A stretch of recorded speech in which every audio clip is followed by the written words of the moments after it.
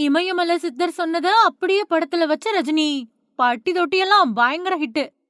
B. Vasu இயக்கத்துல ரஜினிகாந்த், ஜோதிகா, நாசர், வடிவேலு, நயன்தாரா, மாளவிகா, விஜயகுமார் மாதிரியான பல பேர் நடிச்சிருந்த படம்.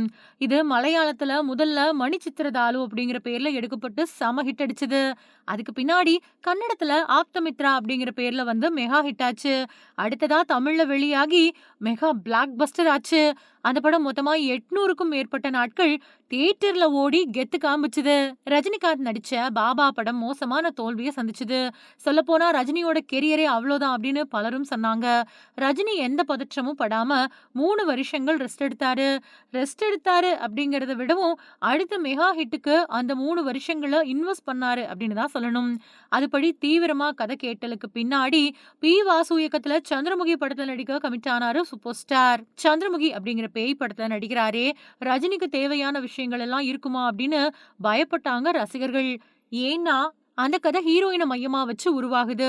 இதுல சூப்பர் ஸ்டாருக்கு என்ன வேலை அப்படின்னு தான் எல்லாருமே யோசிச்சாங்க. ஆனா தமிழுக்கு தகுந்த மாதிரி சில மாற்றங்கள பண்ணியிருந்தாரு. முக்கியமா வடிவேலுவோட காமெடி எல்லாம் பட்டைய கிளப்புச்சு. வித்யாசாகரோட இசையும் படத்துக்கு பக்கபலமா இருந்துச்சு. கிட்டத்தட்ட படத்துல முக்கால்வாசி நேரம் ஜோதிகாவை மையமா வச்சே காட்சிகள் நகரும். ரஜினி ஸ்கோர் பண்ண ஒரே வாய்ப்பு அப்படின்னா அது வேட்டையன் கதாபாத்திரத்துல மட்டும்தான். திறமை இருக்கிறவங்களுக்கு சிறு புல்லும் ஆயுதம் அப்படிங்கறத சூப்பர் ஸ்டார் நிரூபிச்சாரு. படத்துல பெரும்பாலான நேரத்த ஜோதிகா ஆக்கிரமிச்சு ஸ்கோர் பண்ணாலும், கிளைமேக்ஸ்ல ரஜினிகாந்த் வேட்டையனா வந்து அசால்ட்டா அத்தன பேரையும் தட்டிக்கிட்டு போயிட்டாரு. சூப்பர் ஸ்டார் ஹீரோயின் சென்ட்ரிக் சப்ஜெக்ட்ல நடிக்கிறதே பெரிய விஷயம். அப்படி நடிச்சு ஒரு மெகா ஹிட்ட குடுத்துட்டாரே அப்படின்னு ஆச்சரியப்பட்டாங்க திரைத்துறையினர். ஜோதிகா கூட சில வருஷத்துக்கு முன்னாடி குடுத்த பேட்டி ஒண்ணுல, ரஜினி மாதிரி மத்த ஹீரோக்களும் ஹீரோயின்களுக்கு முக்கியத்துவம் இருக்கக்கூடிய கதைகள்ல நடிக்கணும் அப்படின்னு அவங்களோட விருப்பத்த கூட வெளிப்படுத்தியிருந்தாங்க. ரஜினியோட வெற்றி படங்கள்ல சந்திரமுகிக்கு எப்பவுமே டாப் 5க்குள்ள இடம் இருக்கும். தான் யானை இல்ல குதிரை அப்படிங்கறத மறுபடியும் நிரூபிச்சாரு அந்த படத்துல.